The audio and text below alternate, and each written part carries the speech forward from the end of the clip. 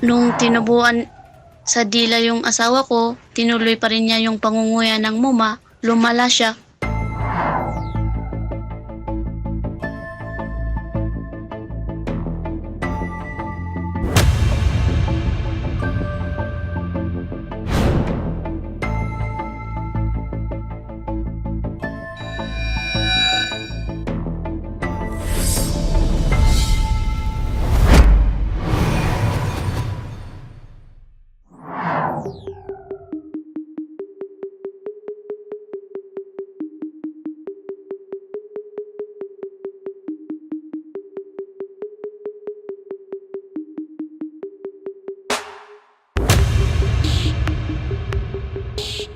Para siyang bukol sa gilid.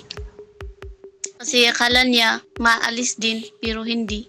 Nung tinubuan sa dila yung asawa ko, tinuloy pa rin niya yung pangunguya ng muma.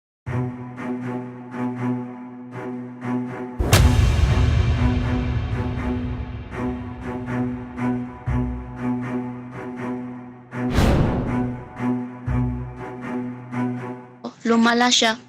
Masakit yung kaniyang tainga, nahihilo, masakit yung ulo, hanggang sa hindi na siya makakain.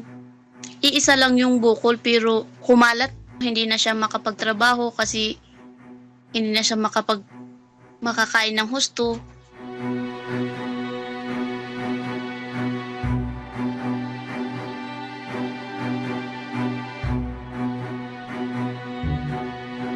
Nanganak daw at pumunta sa kanyang liig, kaya kailangan ding operahan.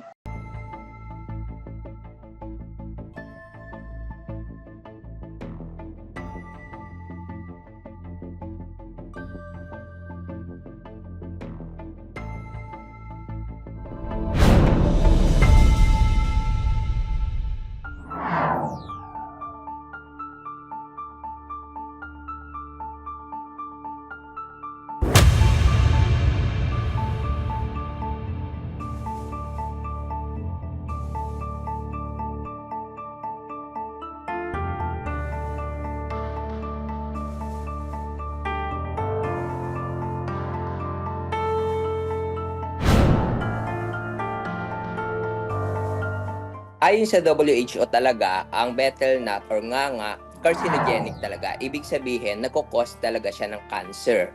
Merong component yung betel nut na tinatawag na areculin, kung saan siya yung talagang component na nagkukos ng mutation sa DNA. Kaya nagkakaroon ng squamous cell carcinoma. Ang squamous cell carcinoma, literally speaking, cancer of the skin yan. Ang risk factor na mga taong may nagkakaroon ng squamous cell carcinoma, usually yung mga smoker, yung mga nagnanganga or merong betel nut exposure talaga.